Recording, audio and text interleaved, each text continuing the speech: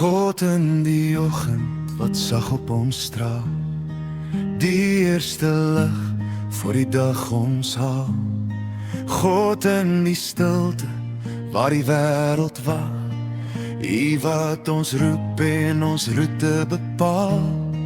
God in die asem wat ons stil inhaal, en elke tree nog voor ons val. God in die begin van elke dag, waar ons leer om te vertrou en op U wag. God in die môreson,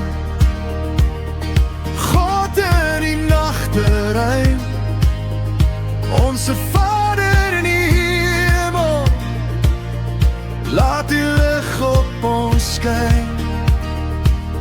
Daar waar ons voete ook al loop, daar waar ons stil mag staan, is U die God wat by ons bly, die een wat ons hart verstaan. God in die klein dorp, stof en klip, ons soek skadu onder U boom bly ons sit. God in die huise, oud en stil, waar stories leef en harte wil. God in die wind wat saggies praat, U woord wat lei op elke pad. God in die eenvoud van ons dae, waar U ons seën en dagliks dra. God in die môreson,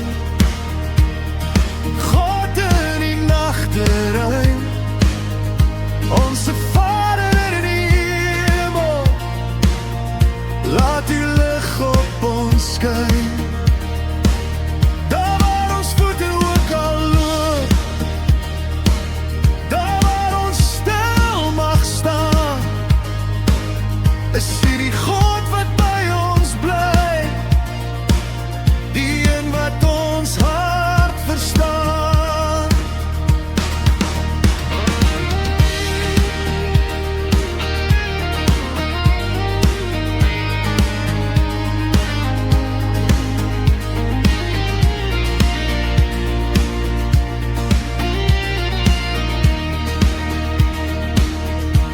As die pad lank raak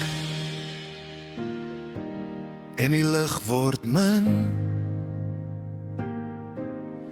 hou U ons hand vas en wys ons weer begin. Nie alleen nie, nooit verlate nie, U loop saam met ons elke tree. God in die môreson, God in die nagteruim, onse Vader in die hemel, laat U lig op ons skyn. Daar waar ons voete ook al loop, daar waar ons stil mag staan, is U die God wat by ons bly, die een wat ons hart verstaan. Ons is op pad na God se hart. Ons is op pad na God se hart.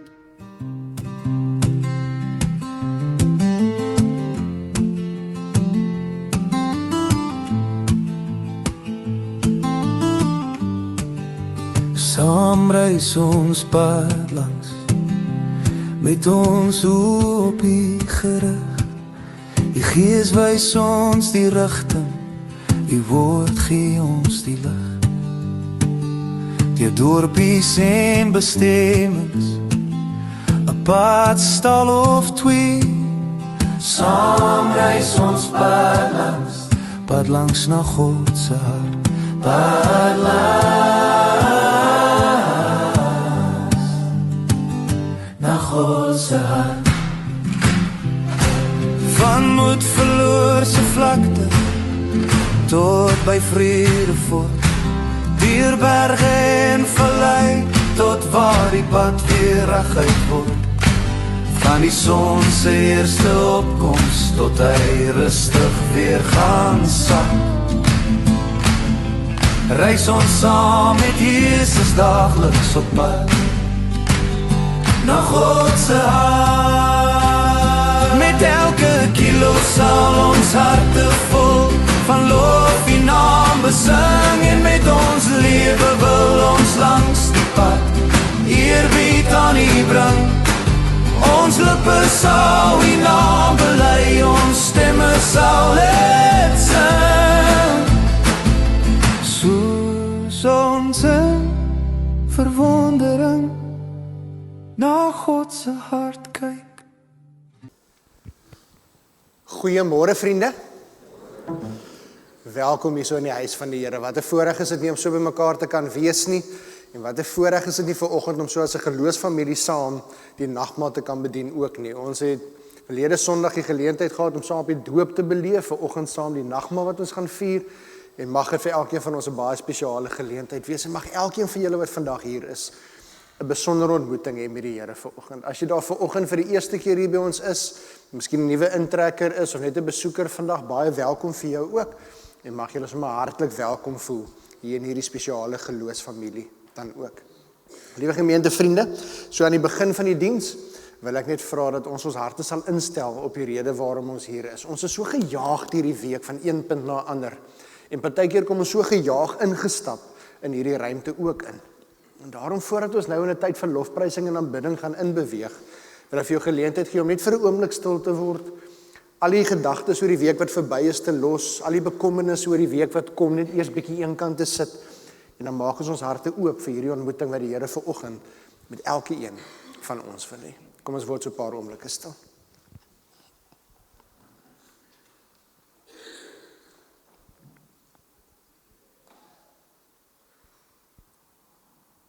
Abba Vader, ons loof U en ons prys U vanoggend vir wie U is. Want U is die enigste God. U is die naam bo alle name. U is die heilige, die almagtige. Daar is niemand soos U nie, niemand behalwe U nie. En Here, U is ons God. En deur U genade het elkeen van ons die voorreg om kinders van God genoem te kan word. Here, ons is elke dag so bewus van U seën oor ons lewe.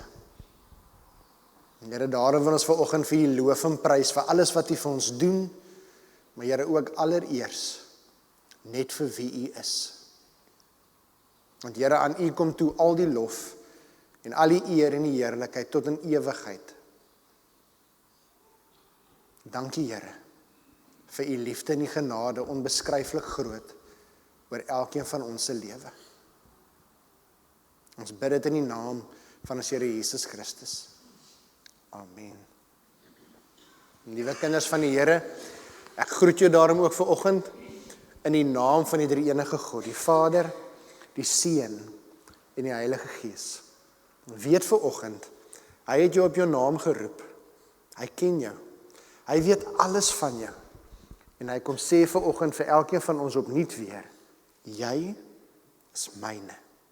Genade en vrede vir elkeen van ons. Amen. Kom ons staan en dan loof ons die Here se naam.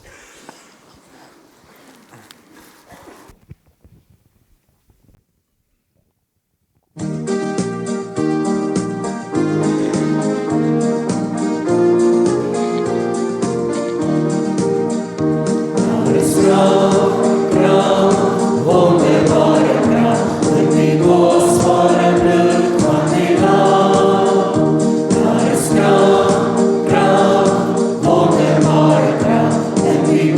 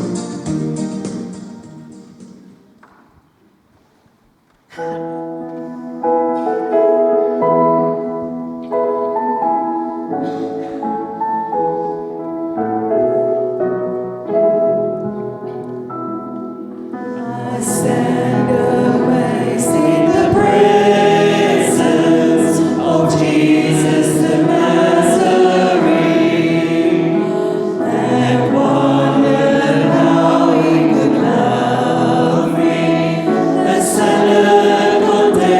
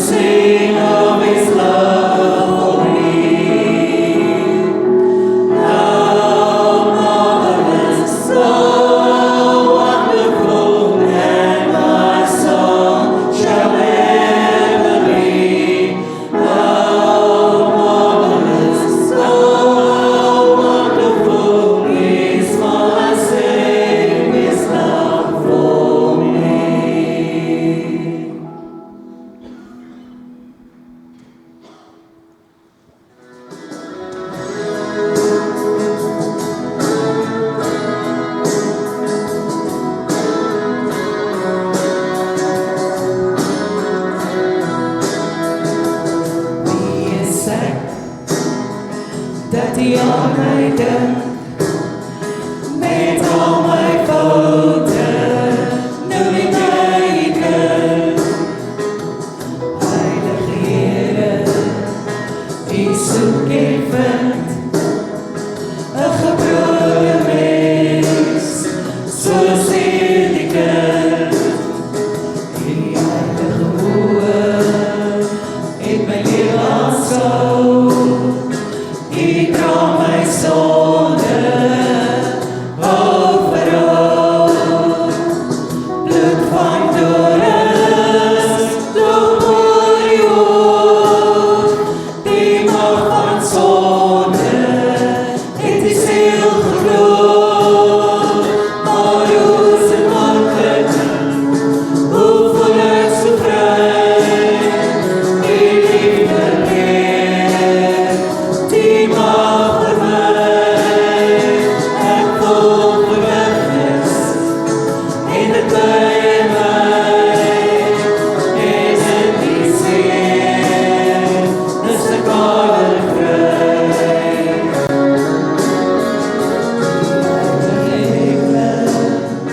Wat saam met U hoor, buig elke wonder voor die troon.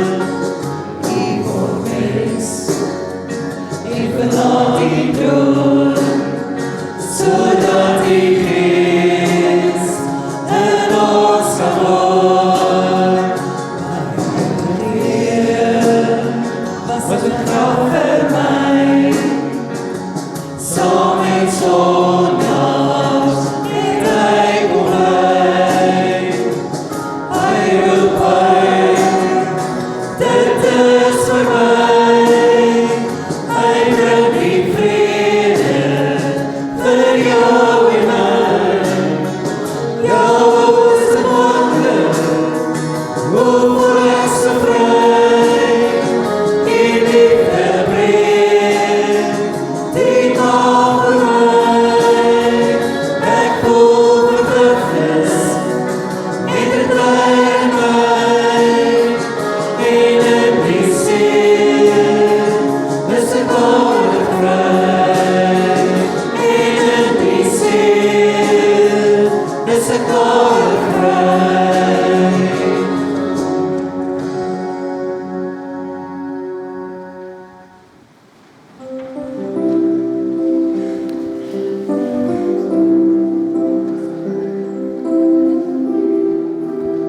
Kom ons staan maar weer vir Hemelvader.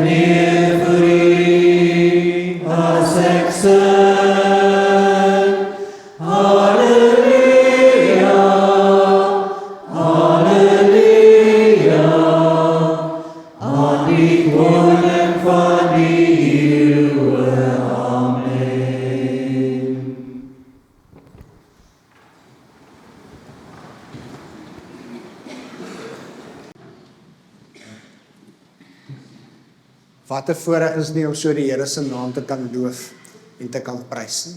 En kyk, julle moet ook dink nie, wat partykeer as 'n foutjie voorkom, is nie 'n foutjie nie, is partykeer vooraf afgespreek. En ons het al vir mekaar gesê dat dit lyk soos of die gemeente so aan die slaap is in die begin van die diens, soos wat hulle bene bietjie op en af kry, dat die bloed bietjie vloei, né? Maar nee, wat 'n voorreg is dit nie. En dit is eintlik so mooi op die einde van die dag om so sonder enige begeleiding ook nie die Here se naam te kan besing. Ek wens partykeer julle kan hoor, julle wat daar agterkant sit, hoor nie noodwendig altyd hoe dit voorklink wanneer hierdie stemme tot eer van die Here sing nie. En dit is wat 'n besondere ervaring is dit ook nie. Liewe gemeente vriende, voordat ons wegspring met vandag se tema en die res van die diens, wil ek net so 'n paar afkondigings net gou onder ons aandag bring. In die eerste plek, ons moet onthou ons jeuggroepe en ons kindergroepe is vandag volstoom weer aan die gang. So vanaand is daar ook weer jeug by die kerk. En dan is hier 'n spesiale vir twee eintlik spesiale verjaarsdag waarna ek melding wil maak vandag. Die een wil ek vra oom Kobus Stols, is jy hier? Steek vir my die hand op as oom Kobus hier is. Nee, dit lyk nie so nie, maar vandag is oom Kobus 81 jaar oud. En dan saam met hom vandag op hierdie spesiale dag verjaar ons kantoordame ook. Elise verjaar ook vandag. Elise, baie geluk met jou verjaarsdag en mag vandag 'n baie spesiale dag wees en die nuwe jaar ook 'n mooi geseënde jaar vir jou saam met jou geliefdes. So ook vir oom Kobus dan ook.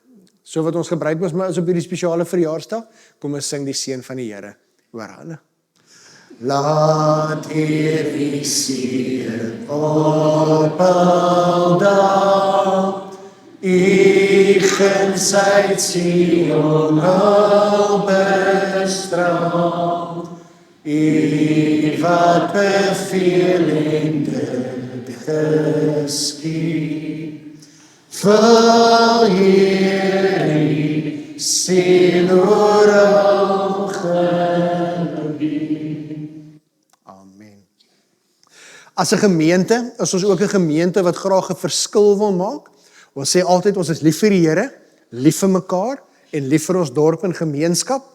En een van die maniere wat ons dit doen is natuurlik met ons broodjie projek waarby ons by ons dorpse skole ondersteun. En so herinner asseblief dat daar geleentheid is as jy graag op daardie manier betrokke wil wees. Elke maandag aand is hier 'n span wat die broodjies smeer, behalwe die tweede maandag van elke maand. Dan is dit klap 60 wat die broodjies vir ons maak. Maar as jy wil deel wees en so kom help om die broodjies te maak, vele hande maak ligter werk. As jy vir ons 'n donasie wil gee waarmee ons die aankope kan doen, help dit ook verskriklik baie sodat ons kan aanhou om vir kinders wat dit regtig nodig het te kan voorsien dan ook. Dit is 'n voorreg wat ons as 'n gemeente het om daarbey betrokke te wees. Dan herinner ek ook as jy die familienuus kyk, asseblief lees dit. Julle sal sien ons as 'n gemeente is betrokke by Huis Mattie. Nou ons weet daar's verskillende huise in ons dorp. Ons het 'n rukkie terug as ringsdominee saam met mekaar gesit. Het ons mekaar gesê in plaas daarvan dat al die gemeentes altyd by een plek help, kom ons versprei die hulp sodat ons seker is almal word gehelp dan ook. So hier is baie van ons wat op persoonlike inisiatief of as deel van julle Bybelstudiegroepe by ander huise betrokke is. Dis heeltemal reg, so gaan so voort. Maar as 'n gemeente is ons dan verantwoordelik vir Matties se tuishuis. So daarom sal julle sien agter is daar nog steeds ons toiletsakkie projek waar ons nog steeds geleentheid het om donasietjies te kan bring. Kyk asseblief daarna, as jy kan bydra, help ons daarmee. En so help ons ook vir die inwoners en so wat ons dan behoefte ontvang van hulle af, sal ons dan die gemeente kommunikeer en so sorg ons ook vir daardie mense wat daar bly.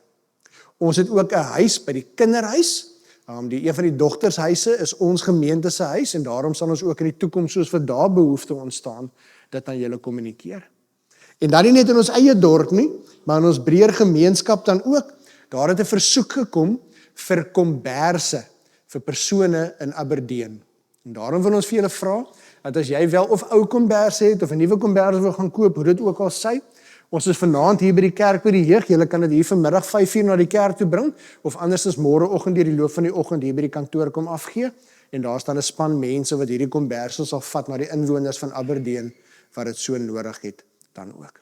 So maak ons 'n verskil by al die plekke waar ons die geleentheid kry om dit te doen. Die res van die afkondigings is daar, lees dit, neem kennis daarvan, raak betrokke, bid vir die persoon op haar voorbereidingslysie en so dien ons mekaar in liefde dan ook.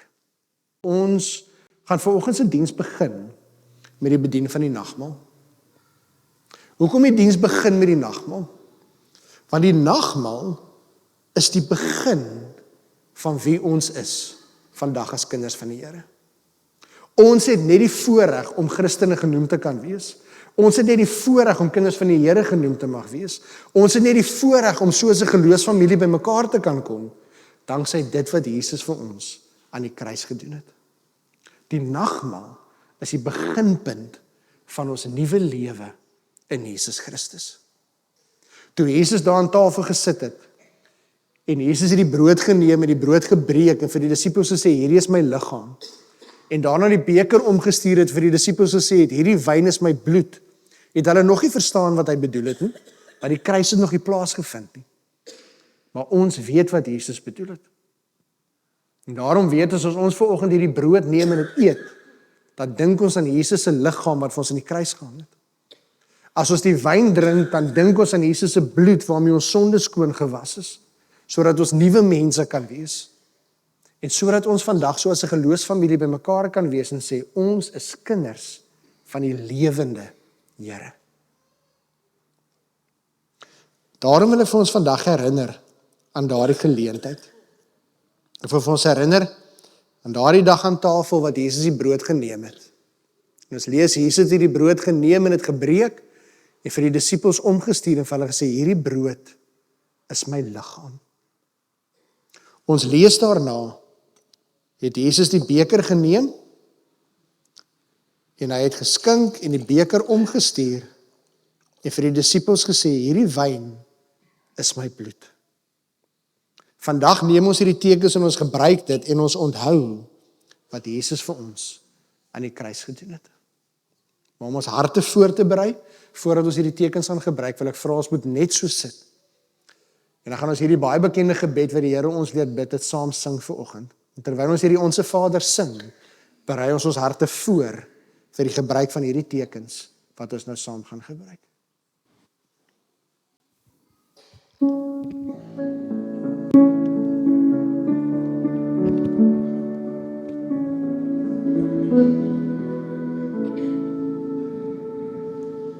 Ons Vader wat woont in die hemel, heilig sy naam. Laat die rijk kom, die van alles is, soos in die hemel, so op die aarde. Geef ons vandaag ons dagse brood, en vergeef ons al ons sonde, net soos ons vergewe. Die wat in ons sonde, laat ons nie in die versoeking, maar verlos ons van die bose. Want U is die rein en die slegte en die Here.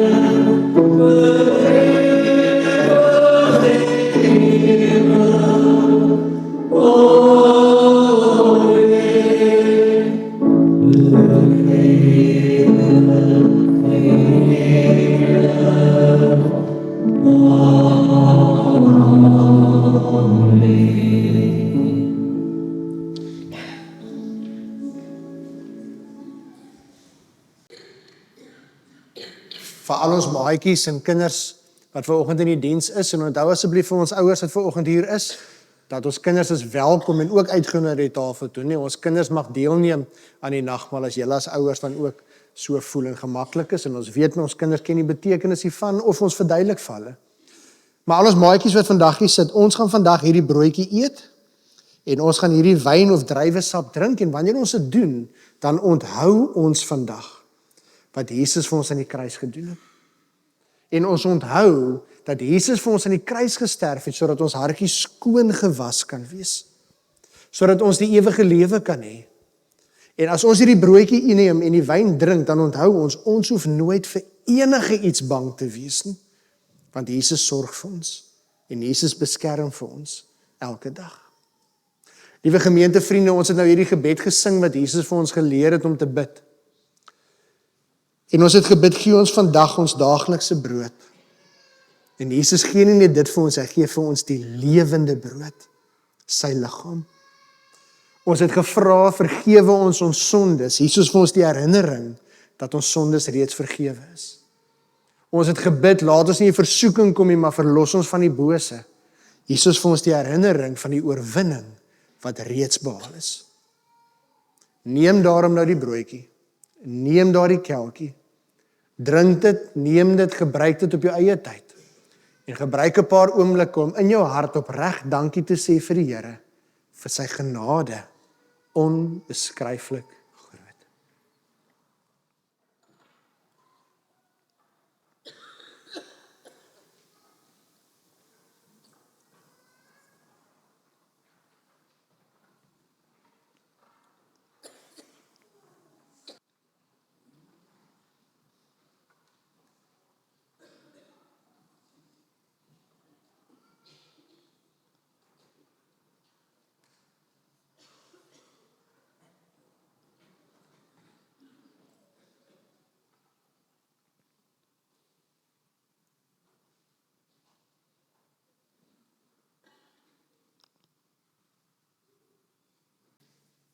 Here onse God, daar is sekerlik nie 'n groter bewys van u liefde vir elke een van ons, as dit wat gebeur het met die kruis van ons Here Jesus Christus nie. Here, dankie dat elkeen van ons wat vanoggend hier is, maak nie saak wie ons is, waar ons vandaan kom, hoe ons verlede lyk, wat 'n foute daar in ons lewe is of gemaak is. Here, maak nie saak in watter seisoen van ons lewe ons onsself bevind nie. Here, elkeen van ons kan vanoggend in hierdie diens vas en seker weet dat U is lief vir ons. So lief dat U eie seun aan die kruis laat sterf het, sodat elkeen van ons gered kan wees, vergewe kan wees, vrygespreek kan wees en die ewige lewe as 'n geskenk kan ontvang. Here, ons verdien dit nie eers naby nie, maar tog gee U liefde en U genade elke dag in oorvloed vir ons. En daarom kan ons maar net met oop hande en oop harte, nederig en dankbaar vir U dankie sê. Dankie Here, vir U liefde, vir elkeen van ons. Ons loof U en ons prys die heilige naam daarvoor. Amen. Ons het die Here se naam geloof en geprys. Ons het onse Vader gebed gebid, hierdie teken saam gebruik. En nou met dankbare harte gaan ons verder net vir die Here dankie sê vir sy genade in ons lewe. Ons gaan nou terwyl die kinders uitbeweeg na buite na die kinderkerk toe, gaan ons geleentheid gee om die Here te dien met ons offergawes.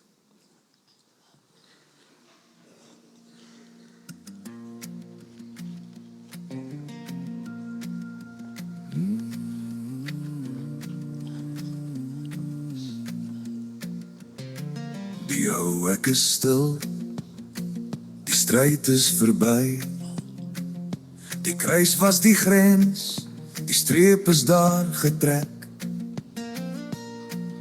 Die lewe van gister, met sy bloed bedek.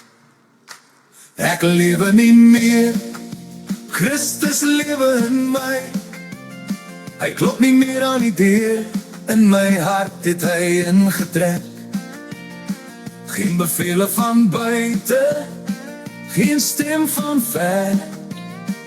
Hy is my hartklop, elke tree, elke dag. Ek loop in geloof, ek kyk na die seun. Hy het alles gegee, sodat ek kan leef. Hy vloei deur my are, my hart is aan die brand. Sy lewe vir myne, sy liefde bewys. My sonde gevat, sy lewe die prys. Ek lewe nie meer, Christus lewe in my. Hy klop nie meer aan die deur, in my hart het hy ingetrek. Geen bevele van buite, geen stem van ver. Hy is my hartklop, elke tree, elke dag.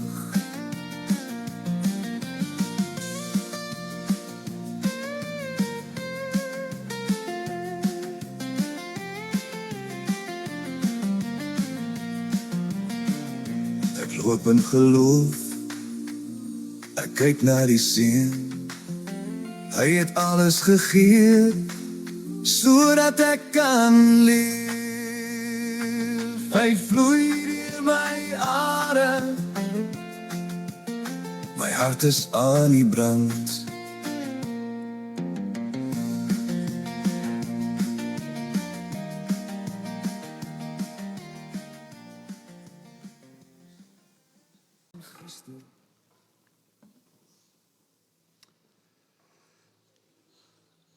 Nou ja, vriende, ons gaan vanoggend verder met ons reis op pad na God se hart toe. En ons is nou besig om te gesels oor dorpies en bestemmings langs die pad. So as mens gou hierso kyk na ons reis waarmee ons mee op pad is. Ons het begin met hierdie reis.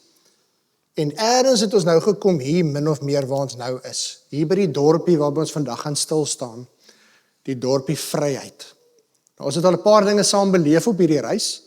Saam dinge saam gehoor, saam dinge geleer. En my hoop is dat soveel ons hierdie jaar gereis het, elkeen van ons tot dusver beleef, hoe ons ietsie meer verstaan elke week van God se hart en hoe ongelooflik lief God vir elkeen van ons is. So op 'n ligter noot dan ook, ek wonder wie van ons kan al teen hierdie tyd daardie jingle wat ons geskryf het so uit ons koppe uit saam sing. Want ons hoor dit elke Sondag en dalk gaan ons kyk aan die einde van die jaar of ons hom sommer so behalwe van die begeleidingssnit sommer as 'n gemeente kan saam sing dan ook. Maar vandag gaan ons gesels oor nog 'n dorpie wat ons langs ons pad vind. Ons begin met die dorpie Welkom. En ons het gehoor hoe die Here vir ons sê met oop arms, welkom hier by my. Daar's niks meer wat in die pad staan van jou verhouding met my nie. Daar's nie meer 'n rede hoekom jy moet wegkruip nie. Welkom hier by my. En toe ons gekom by die dorpie Reddersburg, het ons gehoor dat Jesus ons redder is, die een wat ons kom red, die een wat ons bevry, die een wat vir ons beskerm elke oomblik van elke dag. En vandag kom ons by die dorpie Vryheid. Nou die van ons, wie van ons was op by Vryheid? Die dorpie daar in KwaZulu-Natal? Van jou, daar's 'n paar, nê. Dis nie wie die Comrades atlete wat daar Vryheid in KwaZulu-Natal se wêreld ken, nê. Hier's baie min van ons wat daar, maar Vryheid is 'n dorpie daar in KwaZulu-Natal. En vir interessantheid, die agtergrond van hierdie dorpie Vryheid is eintlik ook nogals interessant. Hierdie dorpie het ontstaan in 1884 en dit was toe 'n klomp boere eintlik een Zulu koning, of wat 'n koning sou word, gehelp het om 'n oorwinning te behaal oor een van sy mededingers. En uit dankbaarheid vir die boere se hulp is daartoe 'n stuk grond vir hulle gegee, waarop hulle toe eers 'n hele onafhanklike republiek gevestig het, die Nuwe Republiek. En Vryheid was die hoofstad van daardie Nuwe Republiek. En dit het net vir 4 jaar bestaan, tot in 1888, toe dit dan opgeneem is in die Nasionale Republiek, dan ook 'n deel geword het van ons land en ons samelewing soos ons vandag ken, dan ook. So daar is 'n storie van hierdie klompie boere, wat aan 'n oorlog deelgeneem het, en in ruil daarvoor is hulle hierdie stuk grond gegee, toe skep hulle die Nuwe Republiek met hulle dorpie Vryheid, en die naam sê presies wat dit is, ons is nou vry, ons het ons eie stukkie grond, ons het ons eie stukkie lewe wat ons hier kan bou, en toe rukkie daarna, toe word hulle opgeneem in die Republiek van Suid-Afrika dan ook. Maar die naam Vryheid spreek van self. En ons gaan vandag ook hoor oor hierdie vryheid wat ons in Jesus Christus het. En aan die begin wil ek hê jy moet 3 woorde onthou vandag. Vrygespreek, vrygemaak en vry om te kies. Vrygespreek, vrygemaak en vry om te kies. Ons gaan 2 gedeeltes saam lees. Die een is Galasiërs hoofstuk 5. Ons gaan daar die eerste 6 verse en dan ook daarvan vers 13 af saam lees. Galasiërs hoofstuk 5. Lees dit saam met die teks is op die skerm dan ook. Christus het ons vrygemaak om werklik vry te wees. Hoor? Christus het ons vrygemaak om werklik vry te wees. Dis ons kernverse vanoggend. Vrygemaak om werklik vry te wees. Staan dan vas in hierdie vryheid en moet julle nie weer onder 'n slawe juk laat indwing nie. Kyk, ek Paulus sê vir julle, as julle laat besny, sal Christus vir julle geen betekenis hê nie. Ek sê dit weer nadruklik vir elkeen wat hom laat besny. Hy is verplig om die hele wet van Moses te onderhou. Julle wat van julle sonde vrygespreek wil word, deur die wet te onderhou, julle het julle band met Christus verbreek. Julle het die genade van God verbeur. Wat 'n skrikwekkende woorde lees ons nie hier nie. Hierdie gedagte dat dit moontlik is om dit wat Jesus vir my aan die kruis gedoen het, te verbeur, te verloor, te mis, om dit nie meer as 'n impak op my lewe te hê nie. Wat ons betref, deur die werking van die Gees is dit ons hoop en verwagting dat ons deur te glo vrygespreek sal word. In Christus Jesus is dit nie van belang of jy besny is of nie. Al wat van belang is geloof wat deur die liefde tot dade oorgaan. Dan lees ons dan van vers 13 af. Julle broers, julle is tot vryheid geroep. Moet net nie julle vryheid misbruik as 'n verskoning om sonde te doen nie, maar dien mekaar in liefde. Daar kry ons weer daardie opdrag, dien mekaar in liefde. Die hele wet word in hierdie een gebod saamgevat. Jy moet jou naaste lief hê soos jouself. Maar julle byt en verskeur mekaar. Pas op dat julle mekaar nie later heeltemal verslind nie. Wat ek bedoel is dit: laat julle lewe steeds deur die Gees van God beheers word. Dan sal julle nooit soeg voor julle begeertes van julle sondige natuur nie. Wat ons sondige natuur begeer is in stryd met wat die Gees wil, en wat die Gees wil is in stryd met wat ons sondige natuur begeer. Hierdie twee staan lynreg teenoor mekaar, en daarom kan julle nie doen wat julle graag wil nie. Maar as julle deur die Gees laat lei, staan julle nie meer onder die wet nie. As julle deur die Gees van God laat lei, staan julle nie meer onder die wet nie. En dan blaai ons nog 'n gedeelte. Dit is 'n bekende gedeelte in Johannes 8, waar ons daar van vers 31 af gaan saam lees. Johannes 8 van vers 31 af. Toe sê Jesus vir die Jode wat in hom glo: As julle aan my woorde getrou bly, is julle waarlik my disippels, en julle sal die waarheid ken, en die waarheid sal julle vrymaak.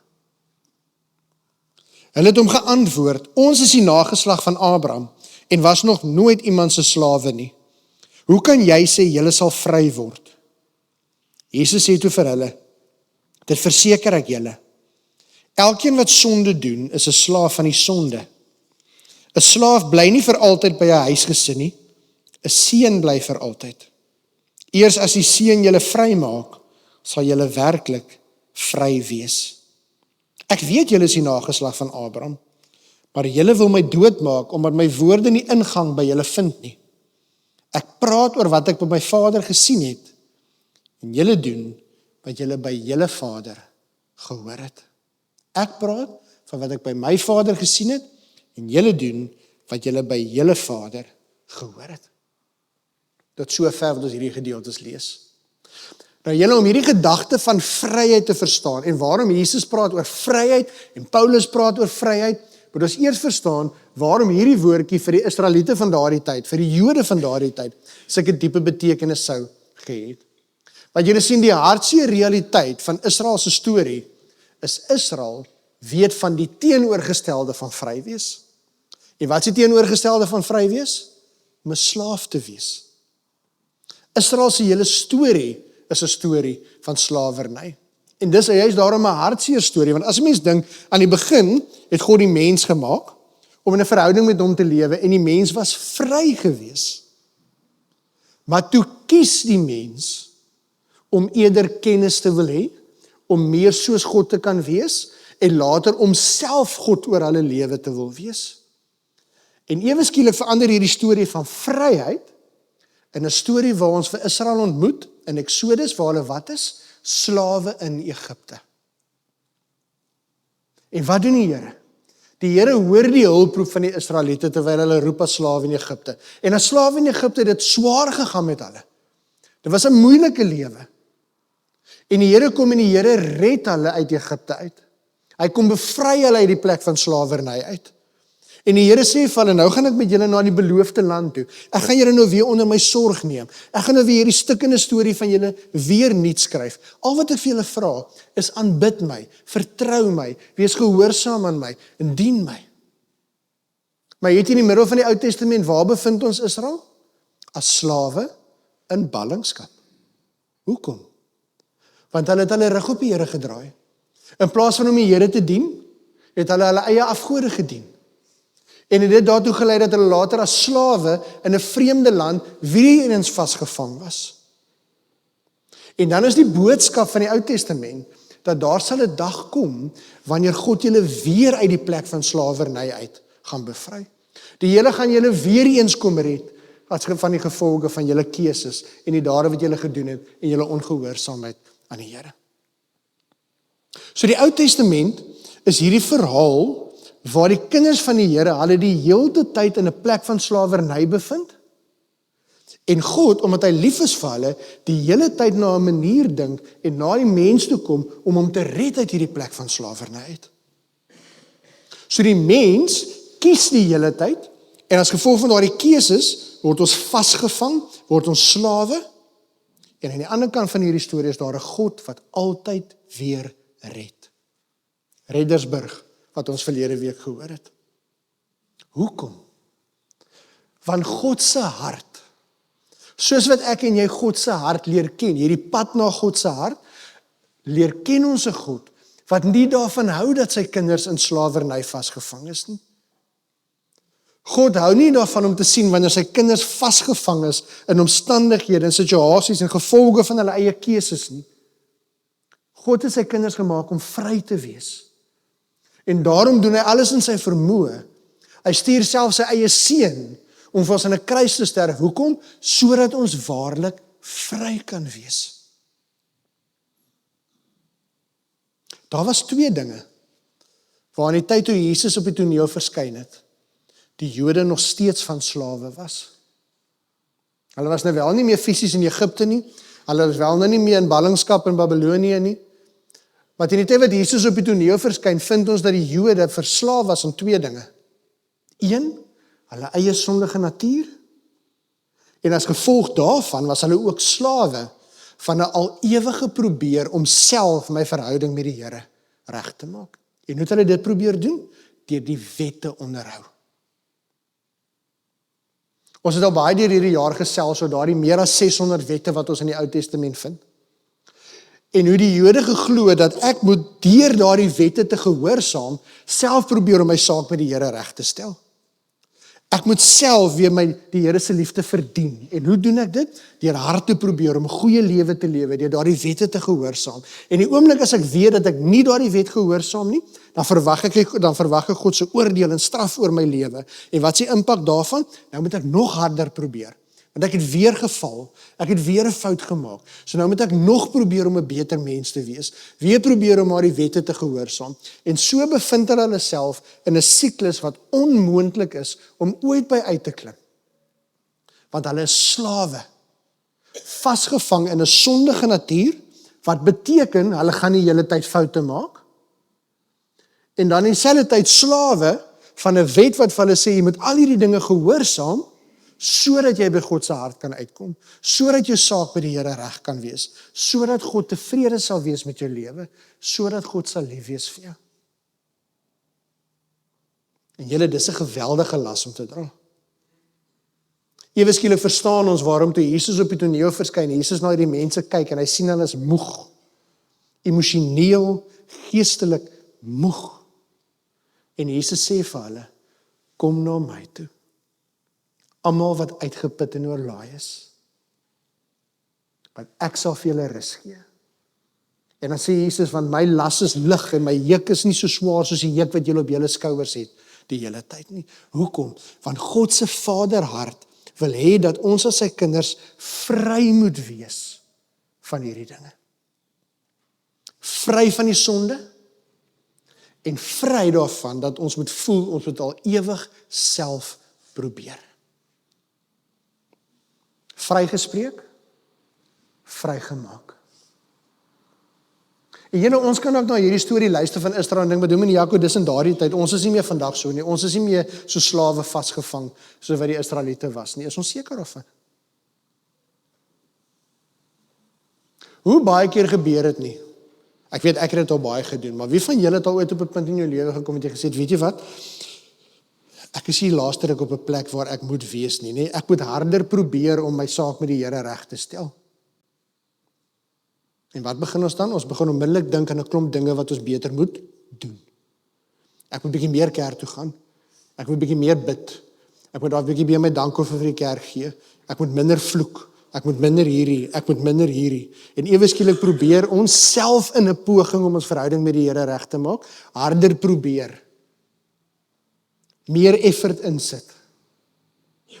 En so probeer ons self 'n beter mens wees. En wat gebeur? Dan kom maar eendag en ek maak dieselfde fout weer. En ewe skielik is ek moeg en moedeloos, en sê ek, wat help dit in elk geval ek probeer, as ek net dieselfde foute oor en oor maak. Vriende, vanoggend wil ek hê ons moet hoor dat die Here ons kom vrymaak van twee uiterstes aan die lewe. Aan die een kant, die een uiterste aan hierdie kant, is wanneer ek en jy slawe is van te hard self probeer. Dit is daardie kant waar soos die Jode probeer het om al daardie wette te gehoorsaam, die hele tyd, net so gebeur dit by ons lewe ook partykeer, dat ons probeer om self my verhouding met die Here reg te maak, waar ek probeer om self 'n beter mens te wees. En dan gewoonlik gebeur dit met, ek moet 'n klomp dinge doen en daar is 'n klomp dinge wat ek nie moet doen nie. En dit op sigself is nie noodwendig verkeerd nie. Maar wat die hartseer hiervan is wanneer ek hier die hele tyd self probeer om my verhouding met die Here reg te maak, vergeet ek dat my verhouding met die Here reeds reggemaak is. En Paulus sê ons moet versigtig wees daarvoor. En ek wil hê ons moet daardie woorde van Paulus gehoor het, waar Paulus gesê het, dat julle moet julle nie weer onder 'n slawe juk laat indwing nie. Paulus praat van die besnydenis. So wat het in daardie tyd gebeur? In Galasië was daar gelowiges van verskillende afkomste, daar was Jode gewees en daar was heidene gewees, mense wat nie in God geglo het nie en toe tot bekering in Jesus gekom het. En hierdie klomp gelowiges, die Jode wat Christene geword het en Jesus gevolg het toe vir die heidene begin sê, maar hey, as julle waarlik in Jesus glo, ons is Jesus 'n spesiale volk, dan moet julle laat besny. Dis nie genoeg om te sê jy glo in Jesus nie, dis nie genoeg om te sê Jesus het vir aan die kruis gesterf nie. Haai konna, sien hoe dit werk hier? Jy moet jou laat besny. En dan moet jy al die ander wette ook nog gehoorsaam, soos wat ons dit altyd gedoen het. En Paulus sê vir hulle, julle moet versigtig wees daarvoor, want dan besef julle nie waarvan Jesus julle vrygemaak het nie. En dan gaan Paulus nog verder, en Paulus sê, as julle sê julle glo in Jesus, maar julle wil nog steeds God aanbid en dien soos wat julle in die ou tyd het, dan sê julle eintlik die kruis was verniet. Die kruis is nie vir my nie. Jesus het nie vir my in die kruis gesterf nie, en maak julle dit wat Jesus in die kruis gedoen het, ongedaan. Paulus sê die Here het julle kom vrymaak van hierdie konstante selfprobeer. En daardie siklus wat jy emosioneel en geestelik uitbrand, want jy probeer die hele tyd in God se guns kom, maar jy is die hele tyd ook bewus daarvan dat jy nooit kan regkry nie, want jy is ongehoorsaam, jy maak al ewig foute, jy kry dit nie reg nie. En ek weet nie van julle nie, ek kan nie eers 600 wette onthou nie, hoe moet ek hulle almal gehoorsaam?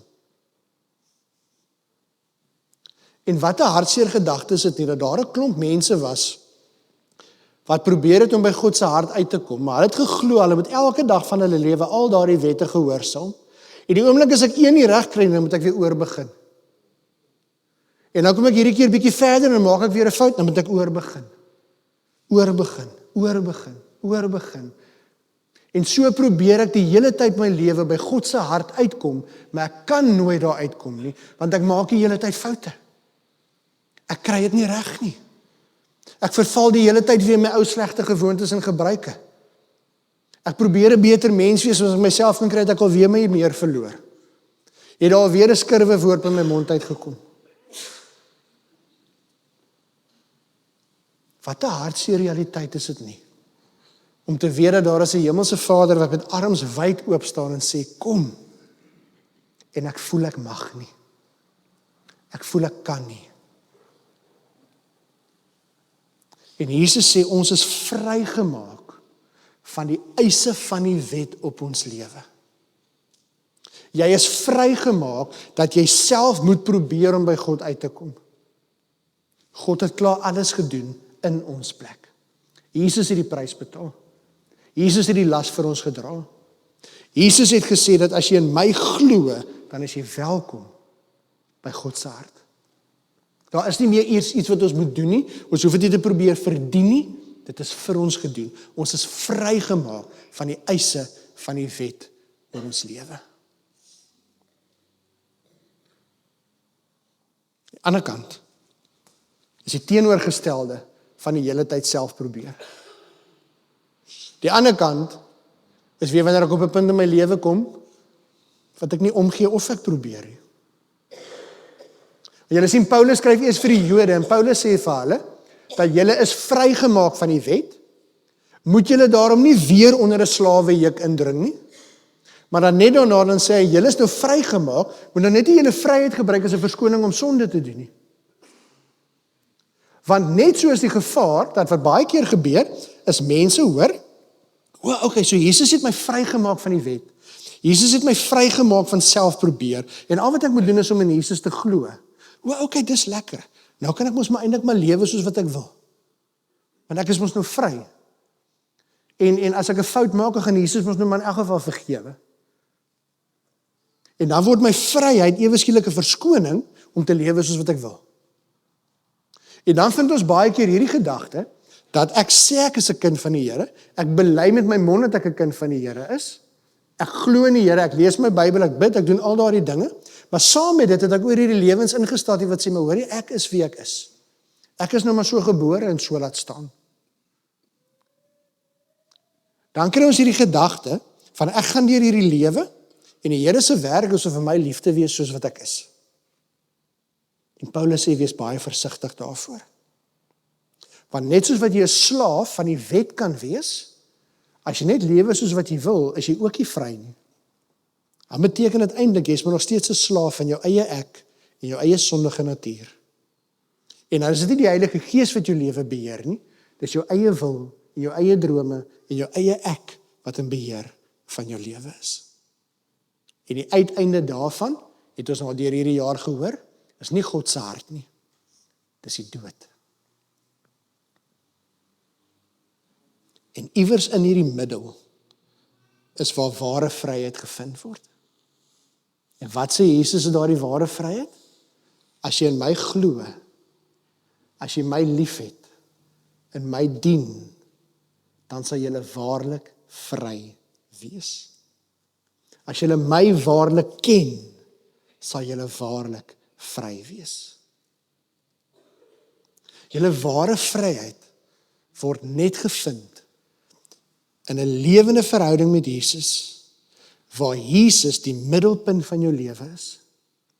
Waar Jesus se woorde wat hy ons kom leer het, die woorde is waar volgens jou hele lewe gerig word. En waar Jesus se voorbeeld, die voorbeeld is wat ek elke dag lewe. Maar hier kom die verskil. Die Bybel sê vir ons, wanneer ek glo in Jesus en my hart vir Jesus gee, gebeur iets. Die mens Jaco sterf. Die Heilige Gees kom woon in my. En nou is dit nie meer ek wat lewe nie, maar Jesus wat deur die Heilige Gees in my lewe. En dit is waar ware vryheid gevind word. Want jy sien, Jaco het al deur sy lewe baie keer probeer om so te lewe dat God tevrede sal wees met my. Maar in my lewe het ek al soveel foute gemaak, ek weet dis nie moontlik nie. En ek het al baie keer self probeer om dinge beter te doen, maar ek kry dit nie reg nie. Ek is maar net 'n mens. En ek weet nie of dit met julle geval ook so is nie. Ergens langs die pad het ek op 'n punt gekom. Ek onthou veral toe ek nog as jonger was, wat ek later so in vrees vir die Here geleef het, omdat ek nie dit reg kry om die mens te wees wat ek weet hy wil hê ek moet wees nie. Maar toe sterf iemand in my plek aan die kruis. En Jesus gee sy lewe vir my. En ewe skielik besef ek, maar ek hoef nie self te probeer nie. Iemand het dit in my plek gedoen, vir my, namens my. En die oomblik toe ek my lewe oorgee, en Jesus waarlik die middelpunt van my lewe maak, nie net weet van Jesus nie, maar glo in Jesus, lief wees vir Jesus, Jesus ken, toe kom woon die Heilige Gees in my lewe. En ewe skielik is ek nog steeds nie gemaklik met die foute in my lewe nie. En ek wil ook nie net as 'n ou mens lewe so wat ek altyd het nie. Maar ek weet ek hoef nie self te probeer om dit te doen nie. Want die Heilige Gees doen die werk in my wat nodig is. En dis waar die verskil kom. Ons is vrygespreek van die straf wat elke een van ons verdien. Daarin is ons herinner met die gebruik van die nagmaal. Vrygespreek. Daar is nie meer 'n straf oor jou lewe nie. Daar is nie meer 'n oordeel oor jou lewe nie. Daar is nie meer bindings oor jou lewe nie. Daar is nie meer kettinge in jou lewe wat jou kan vashou nie. Jy is vrygespreek, skoon gewas, nuwe mens, nuwe storie, nuwe identiteit, nie in jouself nie, in Jesus Christus. Daarom is jy vrygemaak van die eise van die wet. Jy is ook vrygemaak van jou eie sondige natuur. En kan jy nou lewe in 'n verhouding met Jesus Christus. En elke dag van jou lewe meer en meer word soos Jesus was. Julle sien, maar Dominee Jakob, dit beteken dit dan, ek hoef nie meer die Ou Testament te lees, want as ons vry is van die wet, dan die 10 gebooie is mos nou nie meer van toepassing. Nee, dis nie wat Jesus gesê het. Inteendeel, Jesus het gesê, nie een jota of titeltjie, nie een letter of letterstreepie van die wet sal wegval nie. Maar wat het Jesus wel gesê? Jesus het vir ons gewys wat die ware betekenis daarvan is. En Jesus sê toe vir ons, dat nou word die wet wat jy moet gehoorsaam nie meer gelees op papier nie, maar leef dit in jou hart. Deur die Heilige Gees wat in jou woon. Jy hoef nie meer al hierdie te memoriseer nie. Jy hoef nie meer alles te probeer onthou nie. Die een van wie af het kom, die outeur van dit alles, leef in jou. En hy doen die werk in jou wat nodig is. Al wat jy moet doen, is om elke dag oor te gee en te sê, Here, U is in beheer. U is in beheer van my lewe. Vrygemaak, sodat ek waarlik vry kan wees.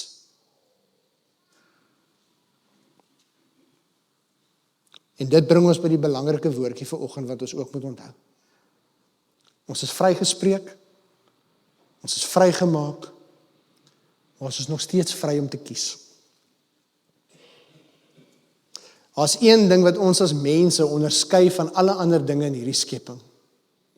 En is een van hierdie dinge wat ook beteken dat ons na God se beeld geskape is God het gekies om vir elkeen van ons die vryheid te gee om te kies. En vir oggend moet ek en jy opnuut weer kies. Jy kan kies om nog steeds te probeer om alles te onderhou en alles te gehoorsaam en self te probeer. Jy kan kies om te sê, maar as ek vry is, kan ek mos lewe soos wat ek wil. Dis jou vrye keuse. Maar hoor vir oggend dat as dit jou keuse is jy nie waarlik vry nie. En mis jy uit op 'n lewe, 'n wonderlike lewe, wat Jesus vir jou in gedagte het. Maar as jy vir Jesus kies, en sê, Here Jesus, U kom eerste, U is die belangrikste, alles gaan oor U, my werk, my geld, my tyd, my gawes, my besittings, my klere, my woorde, my dade, my gedagtes, alles, Here, gaan oor U, my man en my vrou, my kinders, ons huishouding, ons gesin, ons waardes, my hele lewe, alles van my gaan oor U, en U eer, en U heerlikheid, en U koninkryk. Dan sê Jesus, sal julle waarlik vry wees. Mag ek en jy daarom kies, om vanoggend opnuut weer vir die Here te sê, Here, klaar met die oue. Klaar met slawerny. Ek wil vry wees om waarlik vry te lewe. Kom ons bid saam.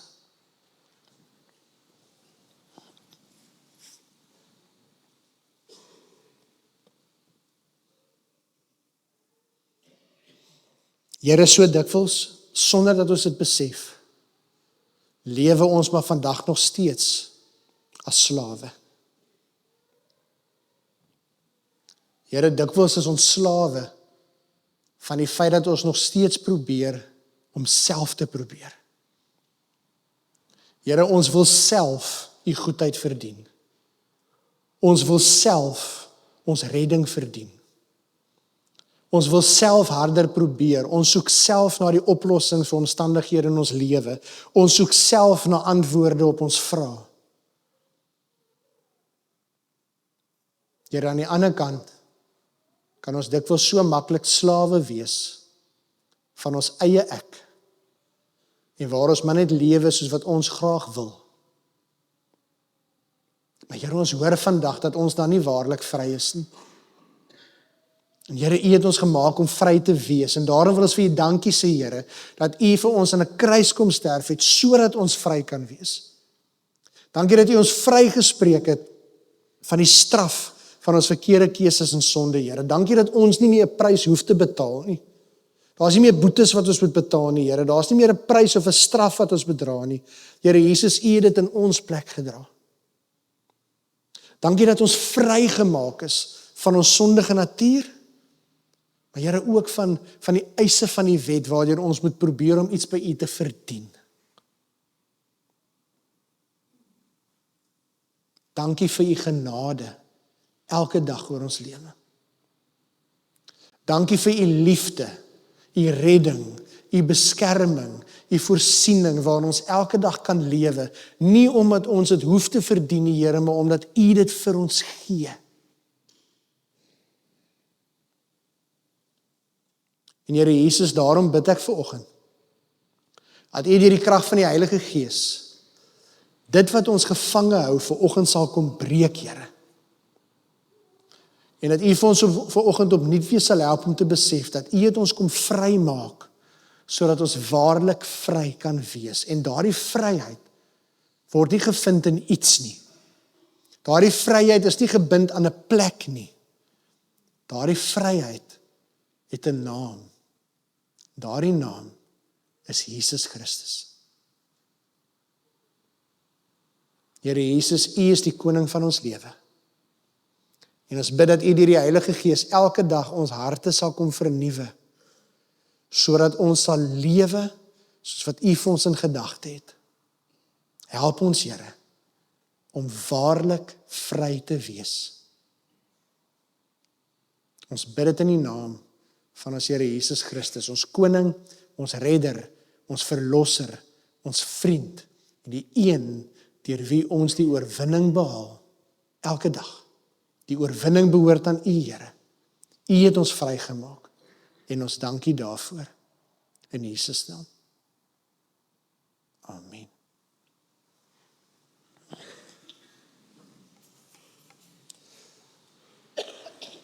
As ons praat van hierdie vryheid wat ons in die Here het, kom ons staan, dan sing ons hierdie slotlied tot eer van die Here, en ons sing van die oorwinning wat ons in hom het.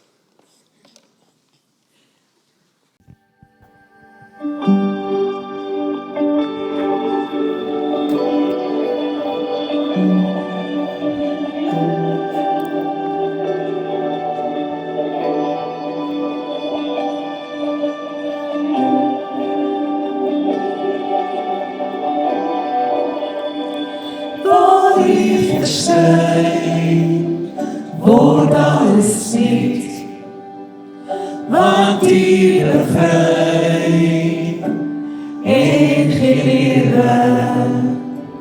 Elke zorg sluit die klank van die stem. En alles van je verborgen Jezus. Hij is die held wat voor ons vecht. Die bang die weg vir ons oorwinning. en elke vyand vlug, elke vesting val neer. Na bo alle name hoogste Heer. Verheerlijk besteed sal hy, die troon staan op Wandelbaar. Ongeheerlijke krag is in die grote naam, en Jesus die oorwinnaar. Die duisternis word lig deur U, die duiwel is deur U verslaan. Dood is gemaak, uit die wandel verdwyn. Jesus leef en ek sal lewe. Die skepping kreeg en die ontzag, die voor ons koning, en die magte van die hel, leef weer. Na alle name hoogste Heer.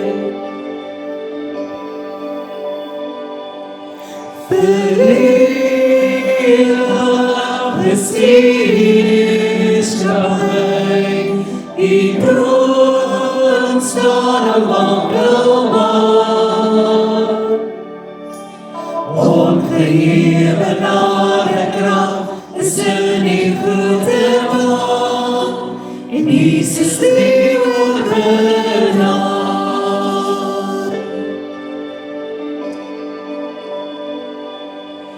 Verheerlijk besteed sal hy, die troon staan op Wandelbaar. Ongeheerlijke krag is in die grote naam, en Jesus die oorwinnaar.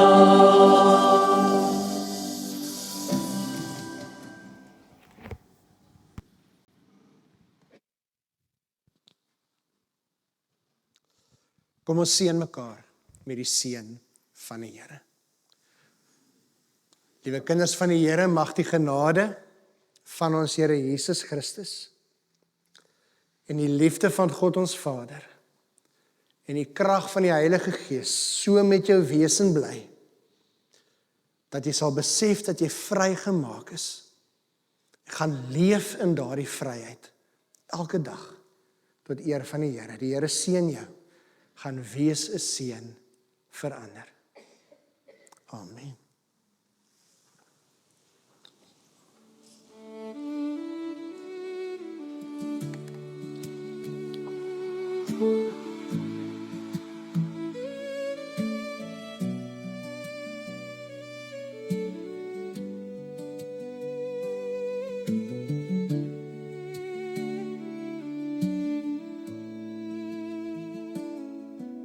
Die Heer is ons toevlug en sterkte,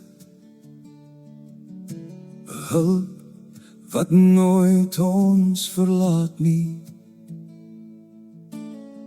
Al sou die aarde self wankel, al skud die berge in die see, ons vrees nie, want U is hier. Jesus is ons toevlug en krag, en U vind ons rus en vrede. Al skud die aarde, staan ons vas, ons toevlug tot in ewigheid.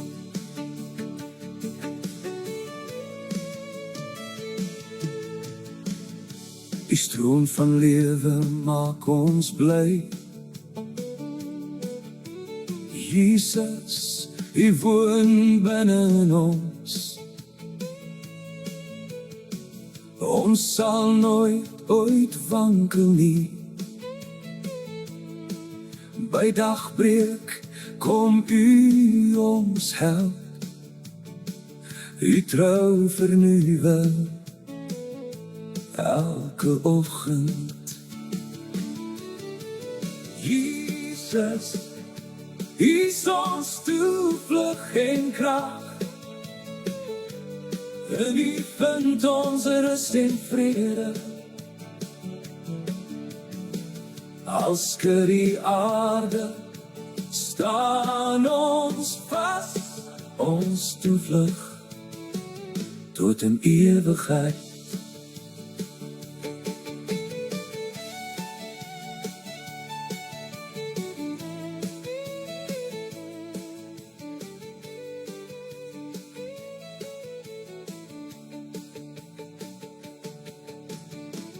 Kom sien wat Jesus alles doen. Hy maak al ons stryd tot stilte. Wees stil en weet, hy is God. Bo elke land, bo elke naam. Die Here van die leers bly hier. Jesus, U is ons toevlug en krag.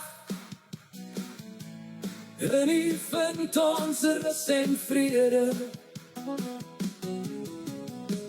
Al skud die aarde, staan ons vas, ons toevlug tot in ewigheid. Jesus, gee ons rus en vrede.